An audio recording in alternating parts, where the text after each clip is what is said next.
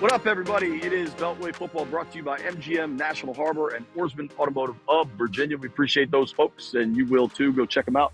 I am here in Detroit, big man holding it down in Bethesda. We watched the preseason game. It's a game that existed. I feel like I'm freezing constantly, so hopefully that's not the case on your end. The biggest debate is going to be Jayden Daniels played 3 snaps. Dan Quinn said it was going to be a series. They were bad on the series. It was 3 and out. The third down call was correctly the avoid disaster playbook, where it was just a draw.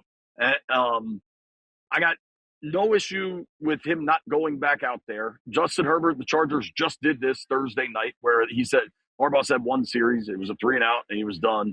Like, there is simply no right answer for how to handle the quarterback position in the preseason. It's the most important position in sports. It's the most important position on this team. Jayden Daniels is the most important player they have. There's no placating people because, it was like, well, he's got to play. Well, it's got to be more than this. Like, who knows, right? Obviously, he was 0 for 1 and took a sack. And the offensive line on the first play, it was like an immediate pressure right up the middle.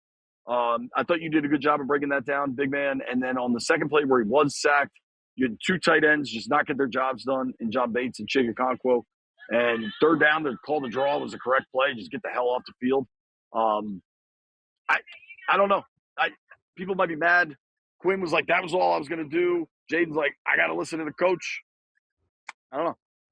Yeah, I mean, it's a tough situation because I wanted to see Jayden go back out there, but if you also can't protect him, then maybe he shouldn't go out there. But that speaks to the bigger issue of going into the season with Julian Good-Jones, or going into training camp in the beginning of the season, the preseason part of it, with Julian Good-Jones as your center. Every single snap that Julian Good-Jones takes with Jayden Daniels is a wasted practice from here on out. He has 100% unequivocally proven he cannot be relied on as your center. We don't know whether Matt Golban can be that person or not, but you have to give Matt Golban the chance because Julian Good-Jones has had every opportunity, and he's shown that he can. And the first play of the game, the first passing play, they came with a linebacker blitz. Kind of the linebacker started going towards kind of the left guard and then scooped under, and Julian Good-Jones recognized it too late, whatever it was, and didn't get a hand on him. Free run at the quarterback. And quite frankly, any pressure that comes up the middle in that type of speed is going to entirely blow up a play every single time. Pressure from the outside, you can get the quarterback to roll out. I mean, there's a lot of different things, but I've seen all I need to see from Julian Good-Jones. I will be vocally angry about it if we get to practice on Tuesday and then into the Ravens joint practice, and Julian Good-Jones is not taking the first non-Nick Allegretti snaps. The bar has been set so low at center.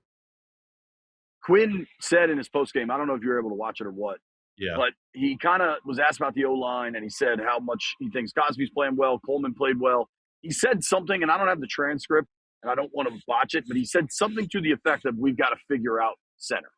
And I think if you go back to what he said, today's Saturday, so what he said Thursday, I think they expect to have Allegretti for their walkthrough on Monday, and then we'll be at practice Tuesday, Wednesday, and we'll see who's out there, obviously.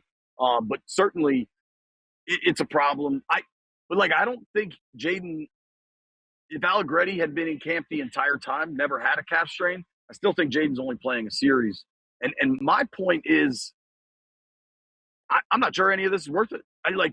After watching it, you wanted him to play a series. You wanted him to go through warm-ups and be out on the field and have David Blau in his head. Immediate pressure on the first snap, sacked on the second snap, a draw on the third snap. I think you just don't play him at all, frankly. There's no way that reward was worth the risk. And if it's 2 series, I think I'm out on playing quarterbacks in the preseason. I just think I'm out on it. See, I'm the opposite of you, and we both have argued this for years, and this isn't the first time that you and I have done this. It just wasn't as relevant of an argument when it was Case Keenum. You know what I mean? Right. When we were arguing about cast of characters and quarterbacks, it was very different. This is a franchise guy. You have a young quarterback. You have a young team. You have a young OC. I wanted to see this 1 series, and if it was going to be a dog crap series like it was today, I wanted to see this series in week 1. Okay, now we know that Julian Good-Jones is not a viable option at center, and give you and whatever other issues that you want to look at with players, because the offense is a totality of 11 guys and really like 14 or 15 guys, and you're going to go into Philly with an entire question mark about how things are going to work, if they're going to work, how you're going to be able to play with it. So I want them to play in the preseason. I want them to play more in the preseason. I want to see that one series in week 1, and then when you get to week 2 of the preseason, you get the quarter or whatever it may be as you're going forward. I just think, the snowball of like slow starts and incongruity along the offense. We've seen it in training camp with the O-line getting beat. We saw in training camp the procedure penalties the past week or so. We saw that again today. There were plenty we of saw those today. Yeah. beat. Right. Like these are things that aren't going to get fixed in practice. And do I want to see the franchise quarterback go out and get hit in the preseason? No. But at the same time, I think you have to get these guys in a position where they're practicing game like reps, because at the end of the day, the training camp reps and even to a large extent the joint practice reps, these plays extend beyond when a quote unquote sack may have happened or whatever. So the quarterback never has that urgency, and there's not the risk in practice of having to get rid of a ball or take a 10-yard loss, because ultimately you end up finishing off the play and you hit the ball, you hit a throw downfield when a receiver's been running around for 10 seconds. That's not real life football. The best takeaway then, I mean, you could argue his best play was that on the first down, when he was pressured right away, he just chucked it away. He just got rid of it. He Exactly. it. I think it was Chig's feet. Like, that's a good step. That was a really good play. I like that. I like that he had the recognition to do that. I'm glad that we got to see him do that in last year. I guess maybe not years past, but last year we saw in some of those situations him tuck the ball and try and do too much with it, and ultimately end up getting hurt. And in a regular season game, I think he's trying to do a little bit more than he did in the preseason. But I like that he has that mindset of protecting himself. It was very frustrating to watch those 3 plays, have those be the only 3 plays, and have that be the only taste that you have in your mouth with how this team looks and how the offense is performed as you start heading up into Philly with the thought of Jalen Carter and the rest of that. What about like all the good work at practice? None of that matters because of these 3 snaps. The offenses look pretty good. It does matter. The offense has looked good. How much of the offense looking good has been defensive players having to pull up, defensive players having a straight shot, running around the backside of Jayden? We've seen a number of plays in training camp where the play probably wouldn't have happened. And when we get to talk to DQ on Sunday, it's certainly something that I'm going to ask him about. Like, hey, do you start blowing plays dead in practice? I know that you have to balance, getting the offensive work in practice, but you also have to balance playing real football and calling a play dead and having Jayden eat it and having a 3rd and 20 like they had today. Have they had a 3rd and 20 at any point in training camp? No, because they don't practice. You don't practice for those. I just think this period of time is such a slog, and you just wonder what the point of all of it is. Honestly, like, yeah. And listen, I'm frustrated about it, and I don't know. I think we shouldn't be drawing conclusions in August. Right? What's that? Yeah, like I know they were all pretty clearly frustrated. Like, I watched them come off the field and into the locker room. It wasn't like a laughing, jokey scene. I was almost surprised how. And honestly, we talked at length about the way the tunnel's set up in Detroit. It's like a long uphill walk. So like maybe that was part of it, but it was not.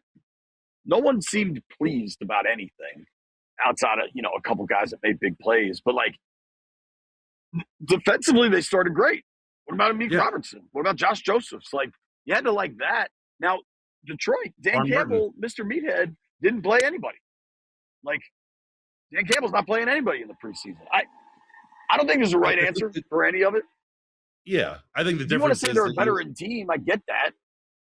Yeah, that's a pretty big piece of it. But it's also like, as frustrated in the moment as I am, and I'm sure they are, and fans are about whatever it looked like. I think you also have to recognize that it is still 3 weeks until the season starts. There still is a lot of time, and it's a double-edged coin, right? Like, there's the one side of it, like there's one side of it that like, they have a lot of time to fix stuff, but the bad side of it is you won't see, you won't see it against real pressure, against an actual, pass rush and all those different things. And, you have to take all of it with a grain of salt. Yeah, I think what we'll see in the joint practices against Baltimore will be pretty telling. I thought the joints against Miami, they looked quite good. I think Miami's quite bad. I think Baltimore, I'm not entirely convinced Baltimore is a Super Bowl contender that so many believe them to be, but it's going to be a way more realistic test. And it's going to be a more Yeah. realistic test than today in Detroit was. It's just, it's a never ending dog chasing his tail, trying to debate what should and should not happen in the preseason. And I just, seeing that today, just don't play him. Just don't play him at all. Now, maybe you feel different if it's an 8-play drive. I don't know. Right. It's also, the hindsight 2020 thing. They went out there and looked bad. So you're like, man, why did they play them? They go out there and look good. And not you, but everyone would be like, oh man, like cool. They're rolling. Let's get into the season. You go out there and Jayden gets hurt and it's like, oh, why the hell did you play him anyway? So like, it's because of the result. There's no right answer. Right. There's no right answer, but you started it. I mean, as good as they looked, as bad as they looked offensively early, defensively, they look great early on. Yeah. I mean, 2 turnovers, the first 2 possessions. Quan getting another pick, 2 in 2 weeks. I mean, you had 2 in 2 weeks and 2 in his last 2 games here. I asked him about it in the locker room. He's like, I like it here, man. I was like, you should.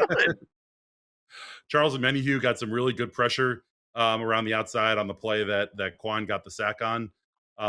You had Amik. The Amik play was just awesome. I loved the tackle that Amik put on Josh Dobbs there.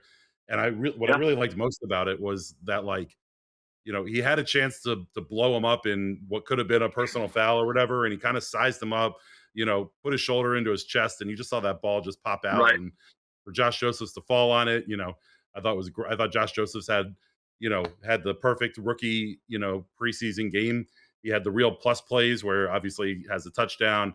He had another pressure later in the game, but on the Dobbs 50-yard touchdown, he got sucked up inside where he's probably supposed to set the edge there. Dobbs runs right around him and goes to the house.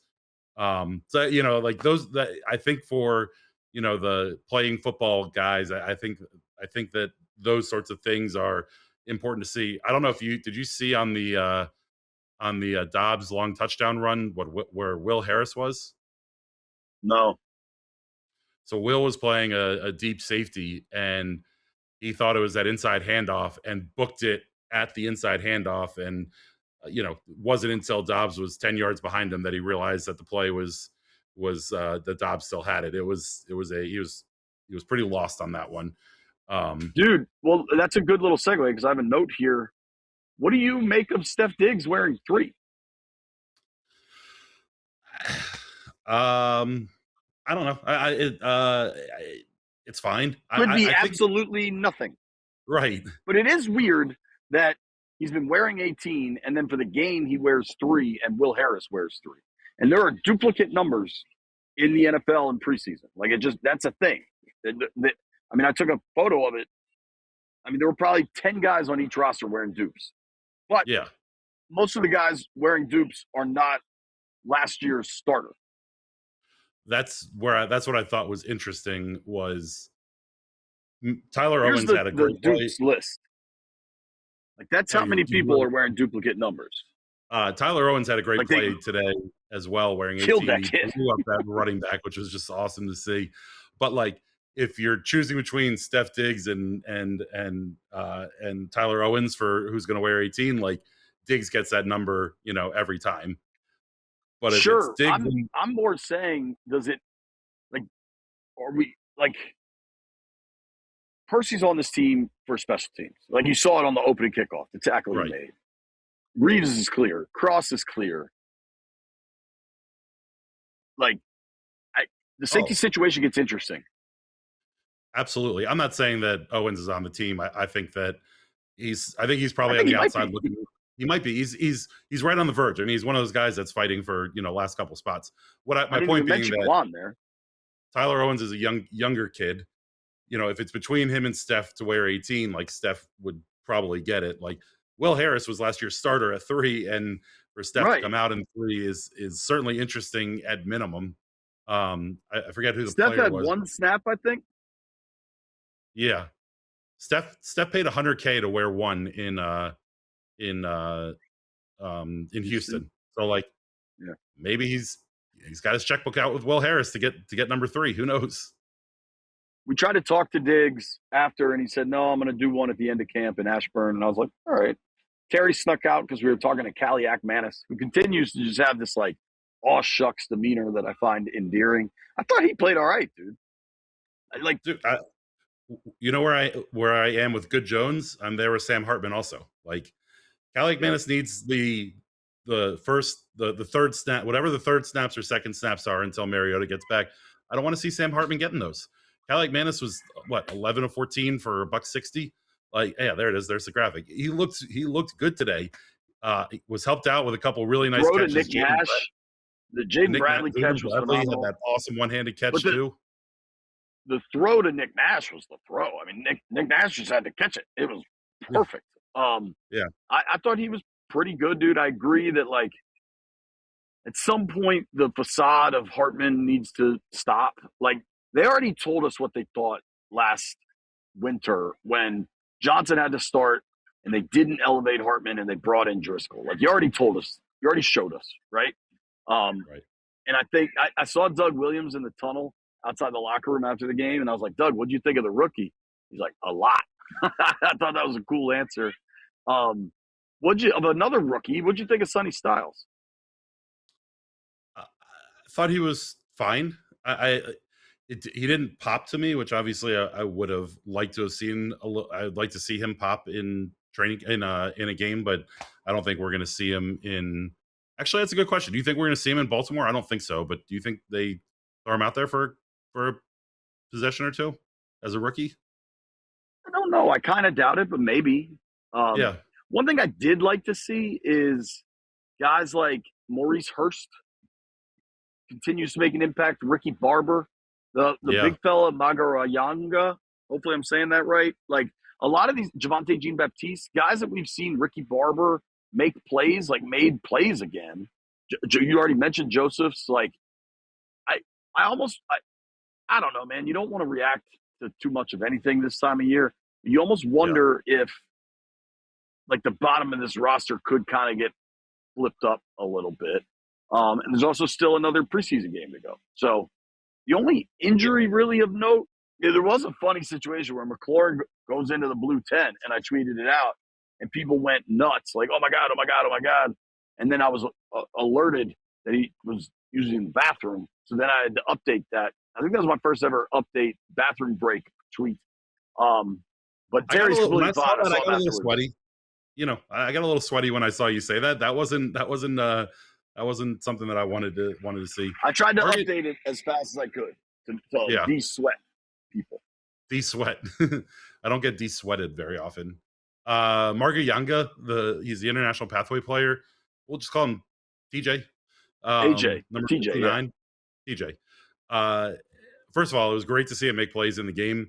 He was making plays in practice. He was getting after the quarterback pretty good a couple times. And the Commanders have had these international pathway players in every year for the past however many couple years that the league has been doing it. And generally those guys are not really fighting for a roster spot. They're getting NFL experience. I don't know that he's quite fighting for a roster spot, but he's certainly the best of the international pathway players that they've had come in. The only injury thing of note was I think Sennett was in the blue tent, and then I don't remember like seeing him again. And maybe he came back in. Like this is a really hard place to work because it's so damn loud. I did not see Sennett in the locker room either. Now, the locker room set up here, there's a lot of complaints from working a game. I think Ford Field would be a really fun fan experience, but from a work experience, it's terrible. The interview room's down the hall. So, like, when Jayden went for interviews, I left the locker room. It's entirely possible Sennett walked in and out at that point. That's something we got to put a pin in on the Sennett thing. What, if anything, do you make of Luke McCaffrey, excuse me, catching a punt with 9 minutes left in the fourth quarter of this game? I think you need somebody else on the roster that you can trust to be catching punts in case something happens with Jalen Lane. So get some practical Okay. experience for Luke. I mean, That's I get. I mean, that's the simple right track answer. I just yeah. thought it was interesting that McCaffrey was out there catching punts with 9 minutes in a preseason game. I mean, Antonio Williams was in the second half, and one of the He's a plays that rookie. To me, yeah, that's different. right, no, but one of the plays I liked from him, they had it was like a 3rd and 14, and he caught a 10-yard ball kind of at the sideline, and it would have been an easy catch and just step out, avoid the hit, kind of live to fight another day thing. And I love that he kind of cut back inside and fought forward. He ended up coming up short, but I really liked it that he, showed that fight and that kind of situational awareness that, hey, I need it. On a third down. 14, got to get a first down here Yeah. or it's over. I feel like I made this one note, and you're gonna I can probably just walk away from the computer for 10 minutes once I ask you this question. Matt Golden getting We snaps at saw- right guard. Yeah, which I get why he's getting the snaps at guard. I Right. get that. You want to see if he has any versatility. I actually asked him about that in the locker room after. He's like, yeah, the new experience. He said he has played guard before, but it's been a while. Yeah. But Golden came in the second series at center, I believe. Would you have wanted Golden to get that work with Jayden? Yes. I mean, I whatever the coaches have decided that they like about Julian Good-Jones, they've decided they like about it. If they're doing the young guy, I think that is ended tonight. I agree. For Quinn to say we got to figure out center, I think is really him saying something. Yeah. I would have liked to have seen Golden get a set of snaps with Jayden, but we also haven't seen Golden snap with Jayden in training camp much. So I don't know that in a game is necessarily where you want to see. I don't want to say the first time because I imagine he has done it, but it's been few and far between with because of the injuries up there. The second series, Good Jones was still in at center and Golden was taking right guard snaps, which I understand. You can't have a backup center only be active on game days. You have to have that kind of the guard flexibility. So they want to see.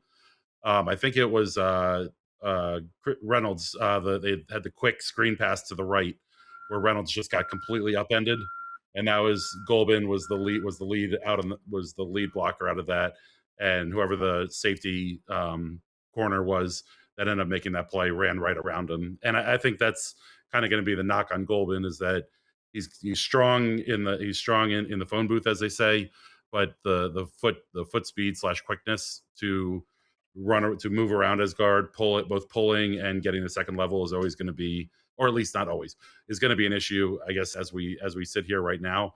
But it's Good Jones has got to be.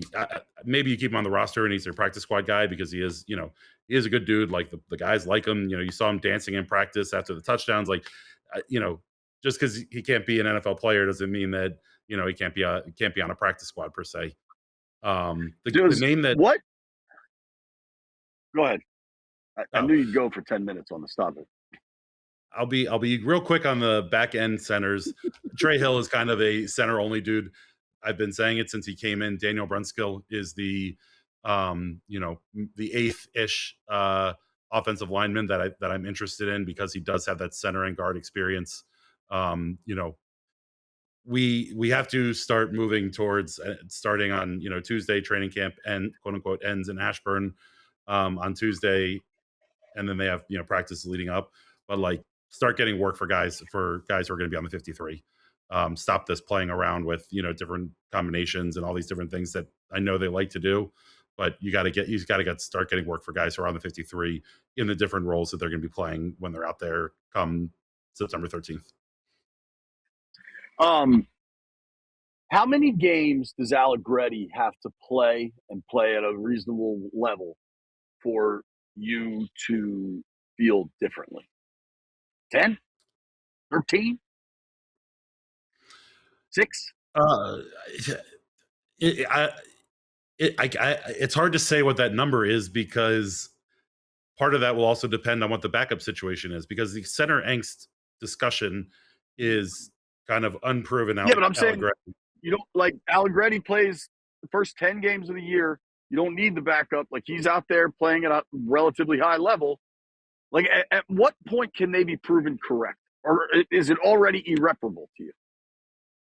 It's not irreparable. Like maybe Matt Golban, when he's a gamer and once he gets out there, is going to be better. But if he plays 10 games and this team is decent, and then God forbid a major injury happens and the whole thing falls off a cliff, then it's not. It won't be. It won't be okay. It won't be okay to me because it was just a poor plan to not have anybody else here in camp. Like the other thing is that this bar has been set so low at center that like when Allegretti does come back, he's going to look like an all pro to us because because he's a reasonable NFL lineman, like he's a reasonable NFL player, and the guy who's been taking all these snaps is not basically. So like I think there's going to be I think there's going to be a, oh man, Allegretti's really actually good because it's going to look so much better with him in there than Good Jones. His first 3 games are going to be huge to see who he is, what he is, and if he's the guy for them. But the center Friend of the position program, Ryan Keel, has said to me before, you don't know what an NFL team is until like a month into the season. And I think as the preseason continues to get more and more devalued, it might even be like Halloween. Like the Raiders beat the Patriots week 1 last year. I don't know what the answers are. I just know there's no right answer for preseason. That is not necessarily germane to the Allegretti conversation, who's dealing with this calf strain. But like, if we get to week 1 and he starts at Philly and he starts through Halloween and like there aren't really these massive issues, I'm like, all right, I get their plan, Yeah, I But agree if the with calf that. strain lingers, like there's, I also think they're going to sign somebody. Like I agree. I find it hard to believe they won't sign somebody. I think they I have no idea what stuff do we have to do here. I don't know what we do in preseason. I don't know anything. Yeah, I think we have to thank our good friends at Orsman Automotive of Virginia. 7 locations all over Virginia. Get a bunch of different cars from them. Have you gotten your second car yet? Virginia. Northern Virginia. No, dude. And you gotten your next one yet? No, you just said all over Virginia. We're steering you in the right direction if you're watching this on YouTube. No, I do not have a new car. Now Lauren wants a new car, but I think she was just kidding. So no, I don't know what's going on with the cars. I'm also in Detroit right now, Motor City. I saw a Pontiac yesterday. When's the last time you saw a Pontiac? Not often, certainly. I don't think they're made anymore. I could be incorrect on that, but I saw a Pontiac. Detroit's interesting. I walked to meet a friend last night, my old roommate, and I hadn't seen in many years. He was at the Detroit Athletic Club, pretty swanky little cool historic place. Then we walked to get dinner at this place, Grey Ghost, that Mike Goldrick had recommended, and it was phenomenal. But walking around Detroit, I walked to meet my friend. It was still like kind of daylight-ish. It was like sunset-ish. I had some offers for drugs just walking around. I was like, no thanks, not really what I'm here for. I learned, especially when I lived in Northeast way back in the day, like when it's a little dodgy, you just walk in the street, not on the sidewalk. And I was, for a few blocks between my hotel and like where there's a lot more development now up by the stadiums and stuff, for a few blocks I was walking in the middle of the street, double yellow lanes and me. Because even when I left the hotel, the guy was like, you walking? I was like, yeah. He's like, okay, look around. But you see our buddy Dan Miller? It was, yeah, I saw him for like 2 seconds, just like during post. But dude, I feel like this band has been coming up in our lives a lot recently. There was My Chemical Romance. Yes, there was a My Chemical Romance concert last night at the baseball stadium. Baseball stadium looks very dope, by the way. And the amount of humans, men, women, humans, wearing like skin tight jeans and eyeliner was astonishing. Eyeliner. So it was an interesting night in Detroit. I look forward to getting out of Detroit. But yeah, they played hopefully that steers you in the right direction. Yeah, they played at Nats Park the day after the Foo Fighters, and our good friend Matt Parrison was there. We're gonna have to ask him if he was in skin tight leather and eyeliner. Guy liner. When a guy wears it, it's called guy liner. Eyeliner. Sorry.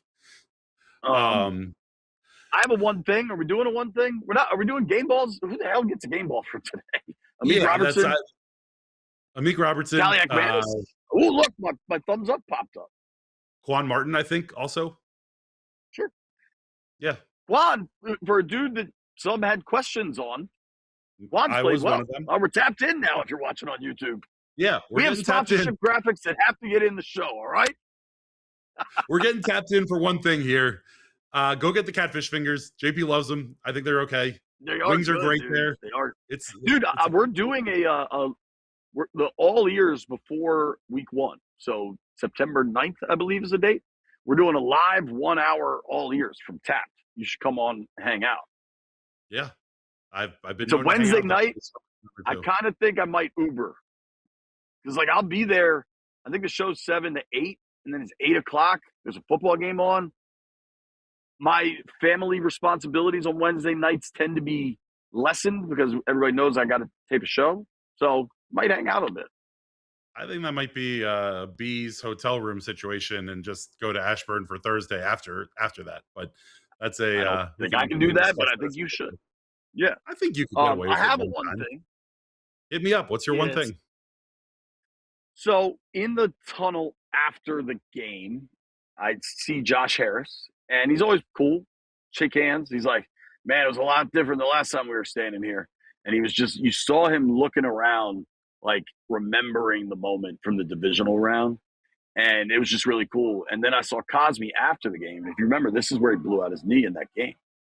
Yeah. And I was like, dude, was that weird for you at all?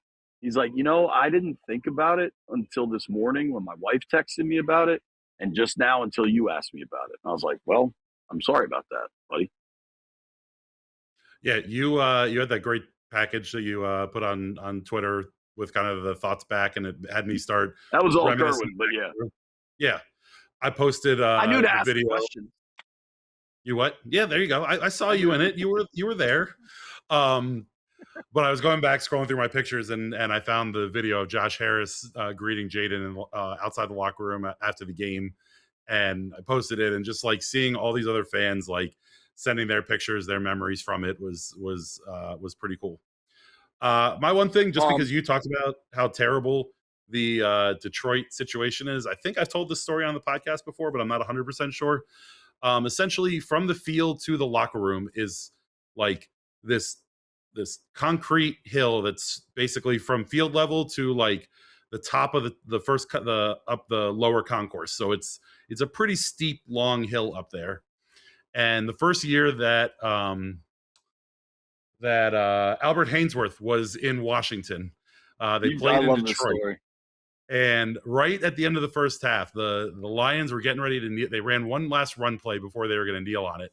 And Haynesworth just went down like a ton of bricks and got carted off the field. And, that was when there was still a lot of faith in Albert Haynesworth that he was going to be a big part of this team and this, and this defense, and he was going to be this great player. And there was, audible gasps and folks, nervous about him or whatever. And the team comes back out for the second half. The Redskins kick off and Detroit catches it. And there goes Albert trotting back out onto the field. And I was like, 100% that guy just didn't want to walk up that hill on the way there. And now, in the subsequent weeks, months, as we got to, see, a little bit more about who Albert was, it made so much sense. And as you were sitting there complaining about all of it, I was like, it's always a good time to tell an old burgundy and gold story. So I have another one thing. Burger Manders. I wasn't going to even bring this up. Burger Manders just said, JP Finlay just asked Jayden about LSU. I hate our media. Well, Burger Manders, here's what you don't know about how journalism actually works. Jayden, after everything has happened, hasn't spoken to the media, hasn't addressed the media. This is a national story. Somebody has to ask him the question. I was the person here, probably with the balls to do so. So that's why I did it. And I'm not going to name names, but reporters all over the country and most of the DC media that didn't travel here asked me to ask it. And Jayden, when he left, dapped me up and said, I know you got to do your job. So don't speak on what you don't know about.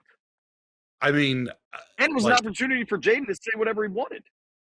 Right, that's what I was going to say. Like, I knew he was going to refer to the statement. That went exactly how I expected it to. His focus has been on the Commanders. I don't think he had a whole lot to do with all this LSU nonsense. And I think all the people piling on social media are lame. But, like, that's the job, dude. There's a reason I'm on this field in Detroit and you're not, Burger Manders. Getting a little fired up here at the end of a preseason game. I like it. It's just so lame. Like, if you want to be a fanboy, that's terrific. But don't tell me how to do my job. Yeah, people. I don't take shots. I'm not a gotcha guy at all. I know how to handle things, and it was handled appropriately. 1,000,000% had to be asked. You knew exactly how he was going to answer it. However, he put out the statement. He hadn't spoken on it. Who knows if he had more that he wanted to opine about the situation. And at the end of the day, it's one question. And quite frankly, the way that the football game went and the questions that are being asked about the play on the field are a million times are going to overshadow that a million times. And Jayden did a good job of saying what he had to say and getting it done. Yeah, 100%. All right. Speaking of saying what we have to say and get out, I think we're done. We're done? I think we are too. Unless you want to rant about something more, I could always rant about center a little bit more. You could rant about. There's no food here. There's no food. There's no drink. I got to be here 2 more hours. Then I'm hustling to the airport. What do you think? Saturday night, Detroit airport. Let's say I get there around 8. I don't board till about 9. What kind of food options do you think I'm working with here? Some terrible square pizza. I would tip for like a legal seafood or something. Let me sit down at a restaurant. I think you're going to find yourself a martini and a reasonable dinner to scarf down quickly. 24 hours in Detroit is tough. I feel for you. And the preseason is very close to being over, and we're getting close to getting to the regular season. Bye, everybody. If you made it this far, I owe you a beer. Except you, Burger Manders.